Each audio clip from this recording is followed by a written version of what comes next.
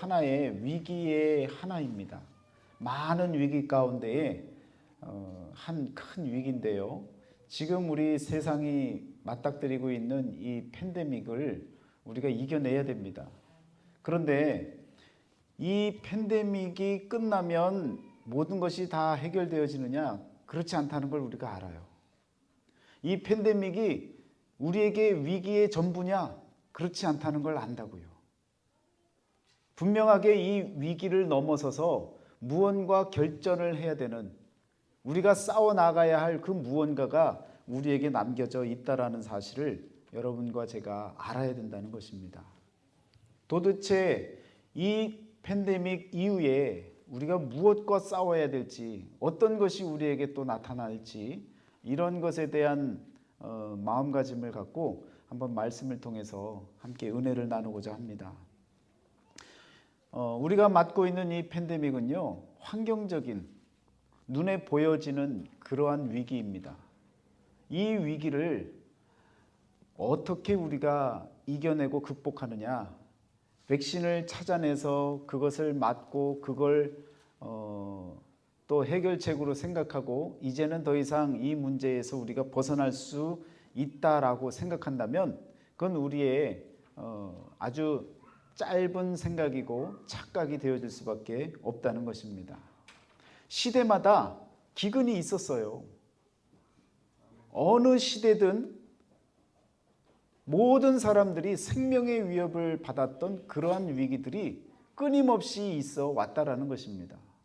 그런데 이렇게 통째로 온 세계가 다 같이 팬데믹으로 힘들어하는 때가 지금처럼 있는 것이 처음일 뿐이지, 각 나라마다, 각 가정마다, 각 개인마다 끊임없이 계속해서 이 위기라고 하는 것이 우리들을 옥죄고 힘들게 만들고 또 환경을 어렵게 만들어서 살기 힘든 그런 세상으로 만들 때가 많았다라는 것입니다.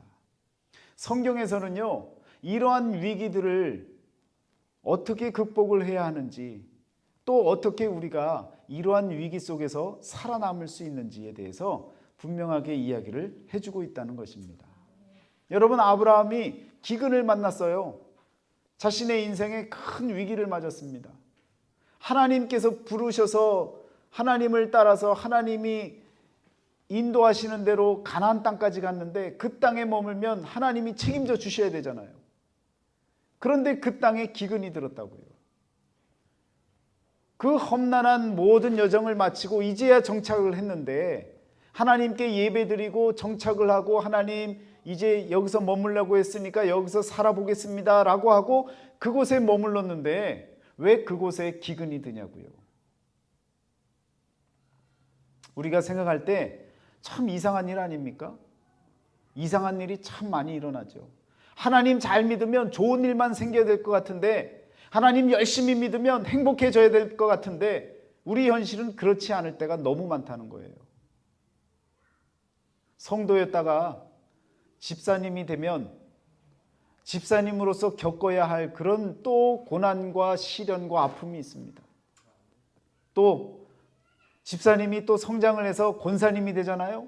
그럼 또 권사님으로서 또 어렵고 힘든 그런 시간들이, 고통의 시간이 또 있다는 거예요.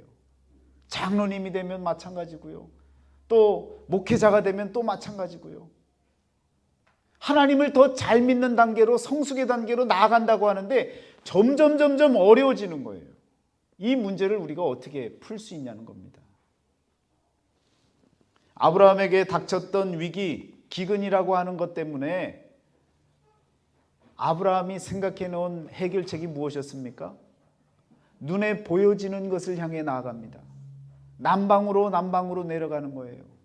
왜?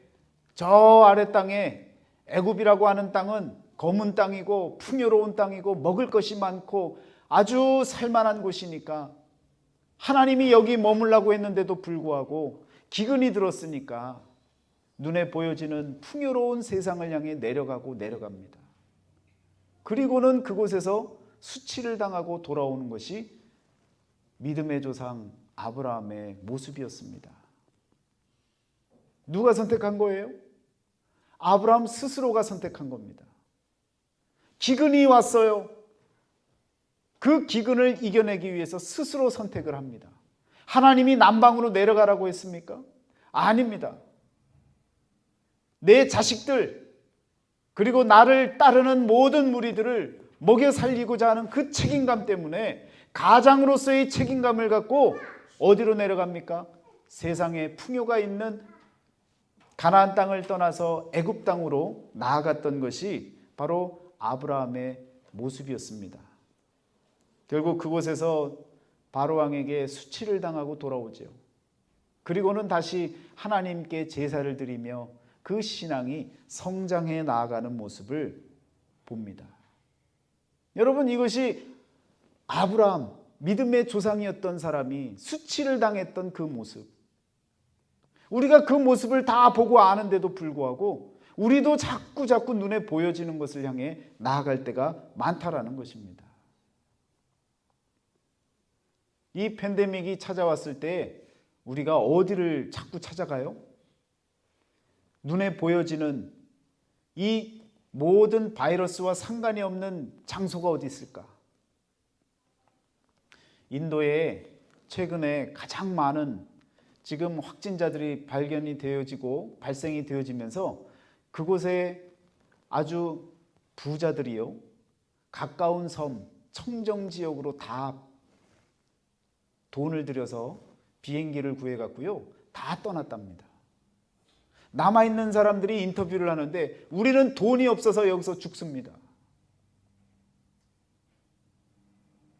세상은요, 눈에 보여지는 안전한 곳을 향해 나아갑니다. 그런다고 해서 얼마나 더 잘 살고 더 오래 산다고. 오늘 우리들이 어떤 기근을 만날 때요, 눈에 보여지는 안전한 곳을 향해 나아가는 것, 그것은요 임시 방편은 되어질 수 있어도 우리들에게 영원한 안식처가 되어지고 우리들에게 보장해 줄 수 있는 안전한 자리가 되어질 수는 없다라는 것입니다. 구약 성경에 보면 룻이라고 하는 여인도 마찬가지죠. 엘리멜렉과 그리고 나오미, 말론, 기럨, 이 네 명의 한 가정이 베들레헴에 살다가 그곳에 마찬가지로 기근이 생겼어요. 그랬더니 이 가정이, 엘리멜렉이 어떻게 합니까? 가정을 다 이끌고 모압 땅으로 가는 거예요. 이방 땅으로 가는 거예요. 왜? 그곳은 먹고 살만할 곳이니까. 이곳처럼 이렇게 어렵고 힘든 곳이 아닐 테니까. 그래서 그곳으로 간 거예요. 갔다가 어떻게 됩니까? 다 죽잖아요. 나오미 부인만 살지 않습니까? 며느리 2명만 살잖아요. 그래서 함께 나오미와 룻이 함께 다시금 베들레헴으로 돌아오지 않습니까? 누가 선택한 거예요? 스스로 선택한 거예요. 하나님이 명하셔서 그곳으로 가라고 했습니까? 아닌 거예요. 여러분, 우리가 무언가를 결정할 때, 어떤 위기가 닥쳐왔을 때 나 스스로 결정하는 것, 그것은요 나를 오히려 수치스럽게 만들 수 있다는 겁니다. 어려움에 더 빠지게끔 만들 수 있다는 거예요. 더 큰 공경에 빠질 수 있게 만든다는 것입니다. 그런데 오늘 나오는 엘리야는요 조금 다릅니다. 1절입니다. 길르앗에 우거하는 자 중에 디셉 사람 엘리야가 아합에게 말하되 내가 섬기는 이스라엘의 하나님 여호와께서 살아계심을 두고 맹세하노니 내 말이 없으면 수년 동안 비도 이슬도 있지 아니하리라 하니라. 여호와의 말씀이 엘리야에게 임하여 이르되 너는 여기서 떠나 동쪽으로 가서 요단 앞 그릿 시냇가에 숨고 그 시냇물을 마시라. 내가 까마귀들에게 명령하여 거기서 너를 먹이게 하리라. 자, 엘리야의 경우에는 어떤 거예요? 이제 앞으로 비도 이슬도 내리지 않는다고 선포를 하게 하고, 그리고 나서 선포를 하고 났더니 하나님께서 엘리야를 어디로 인도하십니까? 어느 시냇가로 인도하신 거예요? 그릿 시내라고 하는 곳으로 가라고 명하신 거예요. 그래서 엘리야가 그 그릿 시내로 나아갑니다. 엘리야가 도망쳐 갔어요? 하나님이 보내셨어요? 하나님이 보내셨어요. 물론 도망가야 되는 길인데 그 길을 하나님이 알려주신 것입니다. 여러분, 그 시내에 가서 어떻게 삽니까? 그곳에 갔더니 뭐 풍요로운 곳이에요? 그곳에 그 그릿이라고 하는 그곳은요, 단절, 배연하다, 그런 의미를 갖는 장소입니다. 이 장소가 그런 의미를 갖는다는 말은요, 세상으로부터 배임을 당한 거예요. 쓸데없는 곳이라고, 배임을 당한 곳이라고요. 아무도 찾아오지 아니하는 그런 험난한 곳입니다. 그곳에 들어갔더니 하나님께서 까마귀로 엘리야를 먹여 살리시는 거예요.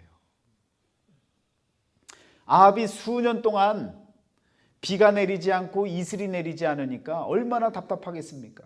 이 문제를 해결해야 되니까 이 말을 했던 그 엘리야를 찾아 나선 거예요. 수년 동안 찾아 나선 겁니다. 그런데 그를 찾지 못해요. 왜? 하나님이 숨겨주셨잖아요. 그릿 시내로 나아가게 만들고 세상과 단절된 그곳에서 이 엘리야는요, 하나님께 순종하는 법을 배우고 또 하나님께서 명하신 대로 그곳에서 훈련의 시간을 갖게 되어졌다라는 것입니다. 까마귀가 물어다 주는 고기와 떡을 먹었다고요. 오늘 저와 여러분들도 뒤에 준비된 떡을 먹을 것 아닙니까? 누군가에 의해서 이렇게 떡을 먹게 되는데 이것도 하루 이틀이죠. 까마귀, 짐승을 통해서 그 먹을 것을 받는 그 엘리야의 심정은 오죽하겠습니까? 하루살이의 마음 아니에요. 저 까마귀가 아프면 안 되는데, 저 까마귀가 깜빡해서 잊어버리면 안 되는데, 오늘 또 나를 찾아와야 되는데, 얼마나 마음 졸이고 얼마나 그 까마귀에 대한 애틋한 마음을 가졌겠습니까? 여러분, 사람이 이 짐승 하나에게 매달린다는 것은 얼마나 처절하고 비참한 일입니까? 그 가운데 무엇을 배우시겠어요? 여러분이 그런 상황이라면 어떤 교훈을 배우겠습니까? 참 보잘것없는 인생이구나 라고 하는 자기 자신을 깨우치고 겸손해질 것 아닙니까? 그 가운데 겸손을 배우고 그리고 하나님이 명하신 그곳에서 인내를 배우게 되어지는 겁니다. 위기가 닥치잖아요. 하나님이 명하신 곳에 여러분들이 가시잖아요. 그러면 그곳에서 겸손을 배우게 되고 그곳에서 인내함을 배울 수 있게 되어진다는 말씀입니다. 오늘 팬데믹 가운데 여러분, 하나님께서 어디로 보내셨어요? 여러분과 저를 어느 곳으로 보냈습니까? 남들은 모이면 안 된다 하는데 저와 여러분들은 지금 어디에 와 있습니까? 지금 영화감리교회에 와서 지금 앉아 계시잖아요. 하나님께서 이곳에 보내셨다라고 믿습니까? 왜 이곳에 보내셨습니까? 하나님께서 보내셨는데 겸손을 배우라고, 인내하라고 여러 가지 환경과 상황들을 만들어 주시는데, 오늘 우리들은요, 내 생각, 내 판단대로 내 갈 길을 찾아가려고 고민할 때가 많다는 것입니다. 여러분, 어떤 위기가 있든 하나님께서 명하시고 하나님께서 가라고 하시는 그 자리에 머물러서 그곳에서 하나님의 역사를 묵도하고 바라보고 그리고 순종과 인내를 배우는 그러한 지혜로운 삶이 되어지시기를 축원합니다. 그릿 시내로 나아갔던 그 엘리야가요, 하나님께서 또 명하십니다. 그래서 이번에는 어디로 갑니까? 과부가 살고 있는, 그 말씀이 어디에 나오죠? 그 뒤편에 보면 시돈에 속한 사르밧으로 가서 거기 머물라. 내가 그곳 과부에게 명령하여 내게 음식을 주게 하였느니라. 엘리야가 그릿 시내에서 참을 대로 참았어요. 그리고는 하나님께서 또 명하셔서 어디로 가느냐? 과부가 살고 있는 이 사르밧이라고 하는 곳으로 갑니다. 그곳에서 정말 과부를 만나게 되어져요. 그리고는 어떤 일이 벌어집니까? 우리가 잘 아는 내용 아닙니까? 한 움큼의 가루가 남겨져 있고 조금의 기름이 있는 마지막 먹거리가 남아 있어서 아들과 함께 그 과부된 여인이 먹고 이제는 죽을 각오로 마지막 식량을 갖고 남겨져 있는 그 상황에 엘리야가 찾아갑니다. 그리고는 엘리야가 뭐라고 얘기를 해요? 그 떡을 만들어서 나에게 좀 갖다 달라고 얘기를 합니다. 여러분, 하나님이 시킨다고 여러분 이런 상황에 가서 먹을 것 없고 정말 아무것도 없는 사람에게 나 먹을 것 좀 해달라고 이야기할 수 있는 그런 용기가 여러분에게 있겠어요? 여러분이 엘리야라고 생각을 해보세요. 이런 상황에 과부에게 한 아들과 함께 먹을 거리가 없는 딸랑 조금 남아있는 그 밀가루, 조금의 기름병에 있는 조금의 그 기름, 그것이 전부인데 그걸 해다가 나를 갖다 달라고 얘기를 하면 그게 인간입니까? 여러분, 그럴 용기가 있겠어요? 그런데 하나님께서 명하신 거예요. 엘리야에게 그렇게 하라고 하신 거예요. 그리고 또 과부에게도 명령하셔서 해주라고 이미 벌써 말씀하셨다는 거예요. 그러니까 엘리야도 힘든 상황이지만 그렇게 어렵게 말을 했고요. 또 과부도 마찬가지로 하나님께서 명령하시는데 엘리야가 찾아와서 달라고 하니까 조금밖에 남진 않았지만 하나님 말씀에 순종해서 그것을 드리게 되어집니다. 여러분, 이 두 명이 지금 무엇을 한 거예요? 하나님의 명령에 순종한 거예요. 순종하니까 역사가 일어나는 거예요. 말도 안 되는 상황 가운데 하나님께서 그 기름과 그 밀가루가 이제는요 모자르지 않을 만큼 비가 내릴 때까지 계속해서 그 항아리에 그냥 오늘도 있나 하고 찾아가 보면 또 가득 차 있고 포도 끝이 없는 그런 은혜를 하나님이 허락해 주신 것입니다. 여러분, 하나님 말씀에 순종하는 자들에게 일어나는 역사는 이와 같이 놀라운 역사가 일어나는 것입니다. 이것이 순종의 역사예요. 도무지 말도 안 되는 일이 순종하는 가운데 일어난다고요. 두 명이 함께 순종하고 그 순종의 결과로 함께 먹고 오랜 동안 지낼 수 있는 그 길이 열려졌다라는 겁니다. 더불어서 하나님이 이렇게 순종하는 역사를 통해서 보여줬던 그 체험, 그것을 넘어서서 또 어떤 것을 보여주시길 원하십니까? 과부의 그 아들이 또 아프잖아요. 병에 걸리잖아요. 죽게 되어지잖아요. 하나님이 그렇게 명하셨고 하나님이 함께 하셔서 좋은 일이 생겼는데 왜 이번엔 더 어려워지냐고요. 말씀드렸잖아요. 우리의 신앙의 단계가 점점 올라가면 올라갈수록 더 큰 일이 생깁니다. 더 큰 위험한 위기들이 찾아온다고요. 그럼 어떻게 해결해야 됩니까? 하나님께 부르짖는 거예요. 하나님을 바라보는 거예요. 우리 인생의 삶의 모든 문제를 해결하는 길은요, 하나님께 간구하는 거예요.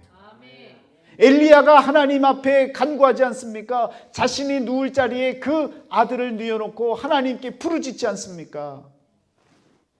그랬더니 그의 영혼이 다시금 돌아오는 역사가 일어나지 않습니까? 기도하는 거예요. 하나님께 부르짖는 거예요. 그 음성에 하나님이 응답해 주십니다. 사방이 콱콱 막혀있는 그런 상황이 되어질 때 우리는요 뚫려져 있는 이 하늘을 바라보고 하나님을 바라보고 기도할 줄 아셔야 되는 거예요.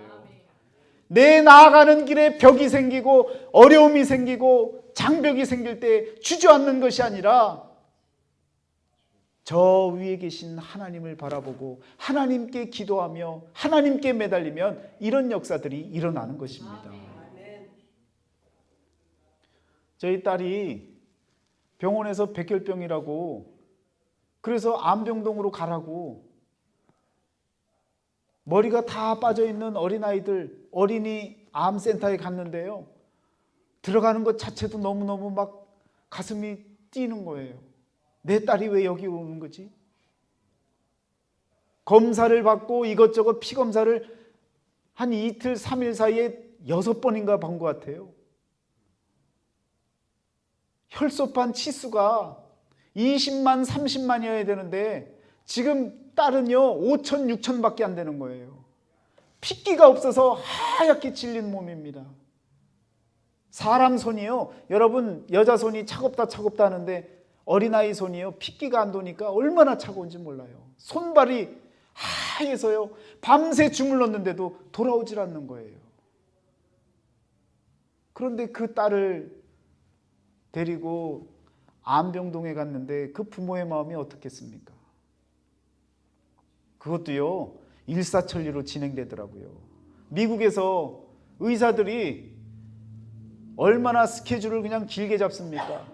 그런데 그렇지 않더라고요. 급하니까요 그냥 그 다음날 바로 그냥 스페셜 닥터를 만나는 거예요.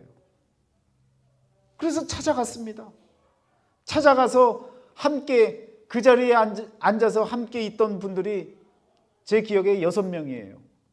의사를 포함해서 6명인데 앉으면 스페셜 닥터는 열심히 컴퓨터 피검사 내용을 다 훑어보고 병원에 들어와 있는 이 소녀가 어떤 증상인지를 확인하고 검사 결과를 다 하고 있지 않습니까?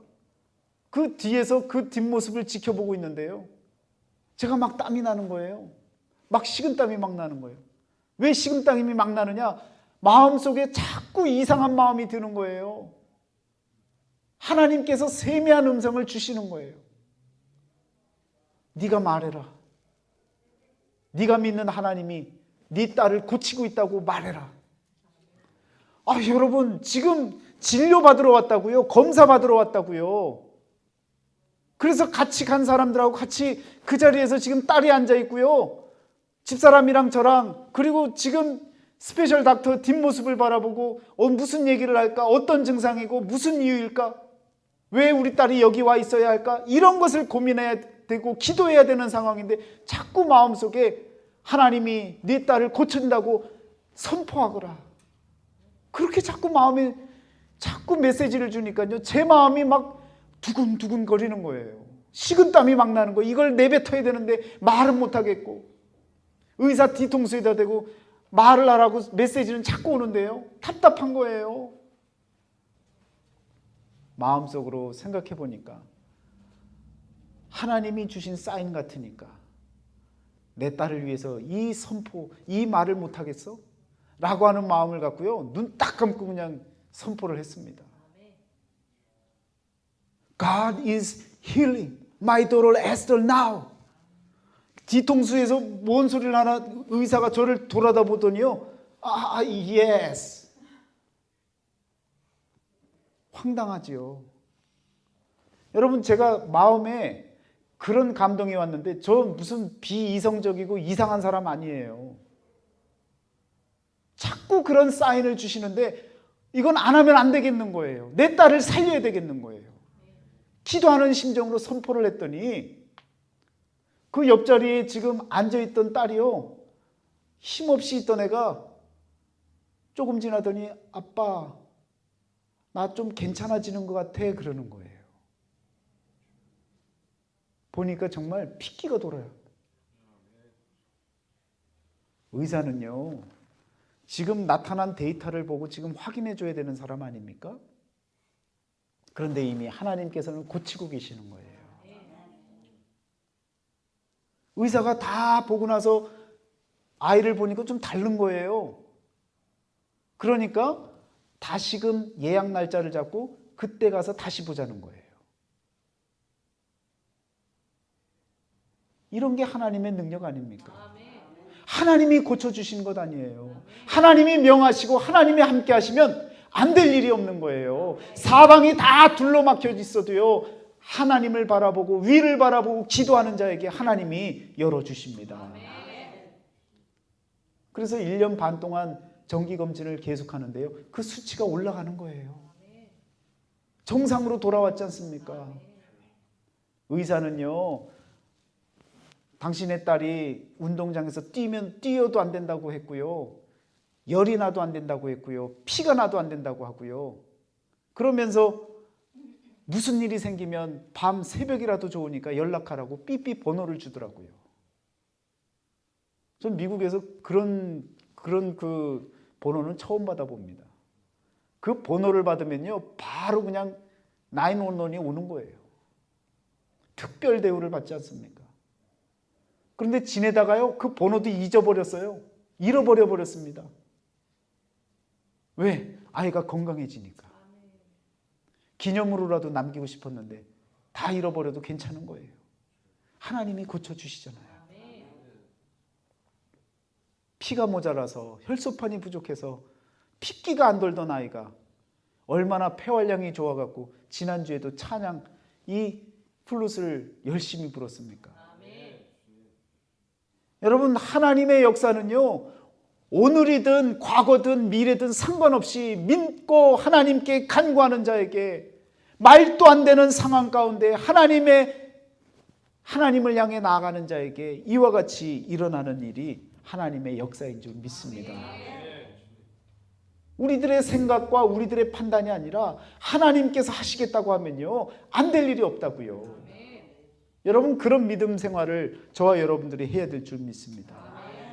순종하고 기도하고, 그래서 그 과부의 아들이 낳는 역사까지 다 바라보고 엘리야가 어떤 마음이 들었겠습니까? 지금까지의 위기, 이거 별거 아니구나. 생명을 살리시는 하나님, 그 하나님을 내가 정말 전적으로 믿고 나아가야겠구나. 그 마음이 다 준비가 되어지니까 하나님께서는요, 이제 드디어 엘리야를 아합 왕에게 나아가게 만듭니다. 오늘 본문 말씀이 바로 그 내용이에요. 오바댜와 아합이 같이 이 엘리야를 찾아 나섰는데요, 물의 근원을 찾아 나섰는데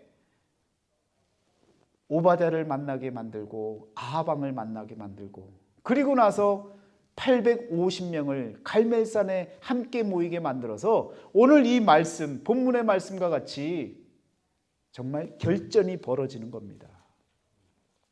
850대 1이라고 하는 결전이 벌어진 거예요. 여러분, 오늘 우리들에게 이와 같은 결전을 만나고 이와 같은 결전을 통해서 그 여호와가 하나님이시다라고 하는 이 고백을 모든 백성들에게 고백하게 만들게 하기 위해서 엘리야를 인내하게 만들고 순종하게 만들고 기도하게 만들고, 그래서 믿음으로 나아올 수 있는 그 기간을 3년 6개월의 그 시간을 준비하도록 하나님이 인도하신 것입니다. 여러분과 제게 때로는 어렵고 힘든 상황들이 생길 수 있습니다. 너무너무 긴 시간 같아서 어려운 그 마음이 너무 힘들 때가 있을 거예요. 그렇지만 하나님은요, 여러분과 저에게 이 영화교회를 보내주시고 이곳에서 어떤 문제가 생기든 상관할 것 없이 믿음으로 이 자리를 지켜나가면요, 하나님께서 우리를 통해서 결전의 날, 승리의 계가를 부를 수 있는 그날을 우리에게 허락해 주실 줄 믿습니다. 여러분, 그날을 위해서 우리가 함께 기도하고 매달리고 인내하고 순종하는 그런 마음으로 살아야 될 줄 믿습니다. 엘리야가 이 모든 관문을 지날 수 있었던 이유가 무엇입니까? 여호와의 말씀이 엘리야에게 임하여, 하나님의 말씀이 여러분과 저의 가정 가운데 임하여 결전의 날에 승가를 부를 수 있는 그런 믿음의 가정, 그런 복된 영혼들이 다 되어주시기를 축원합니다. 누가복음 4장 25절을 한번 보세요. 내가 참으로 너희에게 이르노니 엘리야 시대에 하늘이 3년 6개월간 닫히어 온 땅에 큰 흉년이 들었을 때에 이스라엘에 많은 과부가 있었을 때, 자, 엘리야가 그중 한 사람에게도 보내심을 받지 않고 오직 시돈 땅에 있는 사렙다의 한 과부에게 뿐이었으며, 믿음의 사람을 찾아서 가뭄 가운데 어려움 가운데 있지만 그러나 그 믿음의 사람, 그 믿음의 과부를 찾아서 하나님이 엘리야를 보내시잖아요. 믿음을 지키고 어떤 상황이든 여러분과 제가 우리의 자리에서 믿음을 지키고 나아가고 있으면요, 하나님께서 또 다른 믿음의 사람을 통해 역사하시는 거예요. 자, 그런데 보세요. 예수님께서 하늘이 어떻게 됐다고 했습니까? 하늘이 3년 6개월간 닫히어 라고 이 얘기를 했죠. 3년 6개월, 어디서 많이 듣던 기간 아니에요? 3년 6개월. 개월수로 따지면 42개월입니다. 날수로 따지면 1260일입니다. 성경에요, 다니엘서에도 1260일, 한때, 두때, 반때라고 하는 이 3년 6개월이라고 하는 이 기간이 나오고, 예수님도 마태복음 1장에 몇 대에 나타나신 거예요? 42대에 나타났죠. 14대, 14대, 14대, 마지막 예수님이 태어난 대가 14대, 42대째 아닙니까? 구약 성경에 진을 치고 광야 생활을 하던 이스라엘 백성들이 성막을 세웠던 그 횟수가 42번입니다.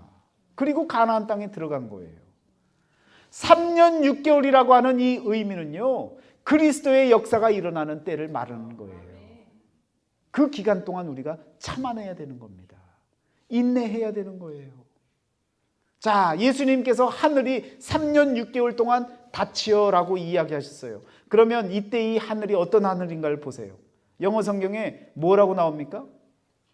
스카이라고 나와요. 스카이. 하늘이 닫혔대요. 우리가 말하는 일반 눈으로 보여지는 이 하늘과 땅 할 때 이 하늘, 스카이라고 하는 하늘이 닫혔대요. 그런데 하늘이 다시 열릴 때는 어떤 하늘이 열리는지 확인해 보시길 바랍니다. 야고보서를 한번 보세요. 5장 17절입니다. 엘리야는 우리와 성정이 같은 사람이로되 그가 비가 오지 않기를 간절히 기도한즉 3년 6개월 동안 땅에 비가 오지 아니하고 다시 기도하니 하늘이 비를 주고 땅이 열매를 맺었느니라. 자, 그런데 이 18절에 나오는 영어 성경에는 뭐라고 나와요? The heavens gave rain. 분명히 하늘이 닫힐 때는 어떤 하늘이 닫혔어요? 환경적인 하늘이 닫혔죠. 그런데 그 하늘이 열릴 때는 어떤 하늘이 열렸어요? 하나님의 나라가 열리는 거예요. 하나님의 역사가 열리는 거예요. 오늘 우리들에게 팬데믹이 주어졌어요. 눈에 보여지는 이 바이러스 때문에 얼마나 어렵고 힘든지 몰라요. 그런데 이 팬데믹을 이겨낼 수 있는 하늘이 열리는 것은요, 하나님의 역사가 일어나야 되는 거예요. 엘리야 때와 마찬가지로 큰 위기가 닥쳤지만, 그러나 여러분, 하늘 문이 열려서 하나님 앞에 기도하고 간구하는 이 소리들이 올라가서 하늘의 역사가 일어날 때 이 팬데믹이라고 하는 위기를 넘어설 수 있는 것입니다. 오늘 우리들이 결전을 맞이하기 위해서 팬데믹을 경험한 거예요. 조금 더 생명을 연장하려고 백신을 맞고 하는 것이 아니라 이 팬데믹을 통해서 진정으로 하나님을 만날 수 있는 그런 계기를 맞이했다고요. 이제 6월부터는요, 거의 모든 생활이 정상으로 돌아간답니다. 그래서요, 9월부터는요, 학교뿐만 아니라 워싱턴 전체가 이젠 다 개방한대요. 마스크 쓰는 것도 이제 고려한대요. 정상적으로 돌아갑니다. 그런데 여러분, 우리에게 팬데믹 너머의 결전이 우리에게 남겨져 있다고요. 그것이 무엇입니까? 하늘의 문이 닫혔을 때에 천국의 문을 열었던 하나님의 그 응답을 위해 우리가 믿음으로 나아가고 기도할 줄 알아야 팬데믹 너머의 결전, 갈멜산에서의 그 결전의 승리와 같이 우리들에게 참된 승리가 이루어지는 줄 믿습니다. 여러분, 그 결전을 통해서 이루어진 고백이 뭡니까? 그 여호와가 하나님이시니라. 우리에게 주어진 위기를 통해서 우리가 고백할 수 있는 일은요, 역시 하나님이셔. 역시 하나님이야. 하나님이 하셨습니다 라고 하는 이 고백이 저와 여러분들에게 일어나야 될 줄 믿습니다. 우리들에게 닥친 모든 위기는요, 정말 환경적인 위기, 이것이 위기가 아니라는 거예요. 그건요, 우리에게 어려움이고 힘겨움일 뿐이지, 우리에게 참된 위기라고 하는 것은요, 아모스서 8장 11절에서 말씀하는 것과 같이 여호와의 말씀을 듣지 못한 기갈에 있는 거예요. 하나님의 말씀을 듣지 못하고 믿지 못하고 따르지 못하는 그 기갈에 있는 겁니다. 엘리야에게 여호와의 말씀이 임하였다라고 말씀하고 있습니다. 오늘 저와 여러분들에게 하나님의 말씀이 우리 마음 중심에 임하실 때에 우리는요, 그 어떤 위기도 넘어설 수 있는 해결자의 모습으로 살아나갈 줄 믿습니다. 하나님의 말씀, 이 말씀이 모든 위기를 이겨낼 수 있는 거예요. 예수님께서 광야 시험 나가셨을 때도요, 어떻게 이기셨습니까? 하나님의 말씀으로 이기잖아요. 기록되었으되 사탄을 이겼던 그것은 다른 어떤 특별한 생각, 특별한 재주가 아니라 기록되어진 하나님의 말씀 의지하고 선포할 때에 이루어지는 역사가 하나님의 역사인 줄 믿습니다. 여러분, 그런 믿음이 되어지려면요, 말씀에 매진하셔야 되는 거예요. 지금 계속해서 우리 교회 성경 필사를 하고 있지 않습니까? 그래서 열심히 적어 가시면서 오늘 본문의 말씀도 여러분들이 지난 주간에 써 나갔던 부분 아닙니까? 그런데 앞에서 보면요, 안 읽으신 것 같아. 쓰지 않은 걸 넘어서서 안 보신 것 같아. 제가 이렇게 눈치를 딱 보면 알아요.